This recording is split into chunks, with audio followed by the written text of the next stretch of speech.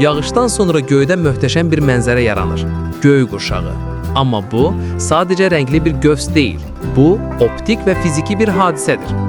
Günəş şüası yağış damcısına düşəndə, damcının içində əyrilir, sınır və parçalanır. İşıq bu zaman 7 əsas rəngə bölünür.